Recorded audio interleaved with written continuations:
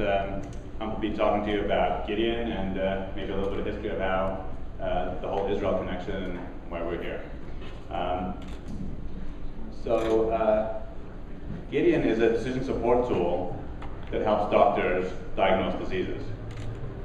So you can look at it as like a second opinion. It helps the doctor figure out, if they're not sure what it is, they'll go to Gideon and put in the symptoms, and I'll give them a differential diagnosis that will show them what you might have.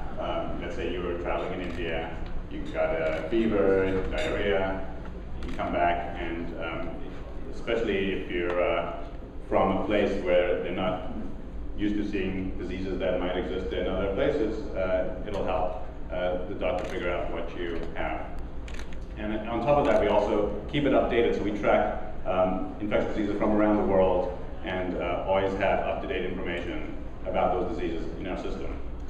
So you can always track outbreaks and make sure that if there is an outbreak, it's there at the doctor's fingertips. And who uses Gideon? So we're used obviously by doctors at the point of care in hospitals. We also have a strong educational aspect used to teach doctors about how to treat patients, and so it's used in universities.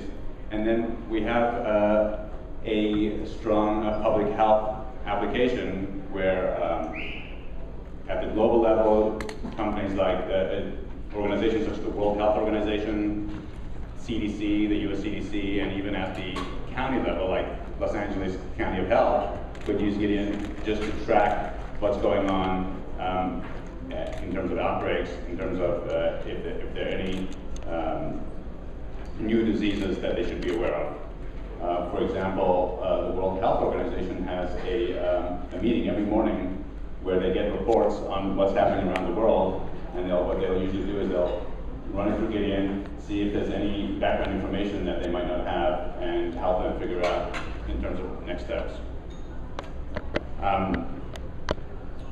And now a little bit about the history of Gideon. We were founded before the web, so actually the first product that we had was on a floppy disk. I don't know if you guys remember what that was, but it was DOS days. And it's an interesting story because I was in the same unit, 8200, and I was just finished the Army. I was like, okay, what am I going to do? I was just about to start university, and my uncle was like, hey, you've got some software experience, why don't you, he ran the cath lab at Tel Aviv Medical Center, said, why don't you do the computer-based record system?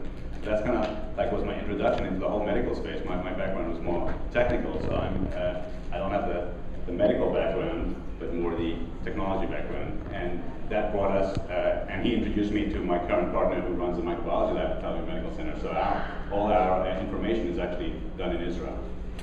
And then we migrated and went to Windows, CD, and then we finally went over the web, and that enabled us to really get to leverage some of the experience that I had at Netscape with the browser and use some of the things that I learned to provide a great interface so that doctors can really make it easy for them to use this product. Our latest application is taking the information that we have and boiling it down into electronic books. And so you can now take the information we have and actually just download it onto your PDA, your iPad, your iPhone, your Android device, or anything like that, and just carry it with you. So it's doctors want to look at ways to access information easily. You can get it right now on any device. So that's kind of our latest iteration, and I'm sure as technology goes forward, we'll be tracking it, and we'll make sure that we make it easier for people to access, the health professionals to access our information.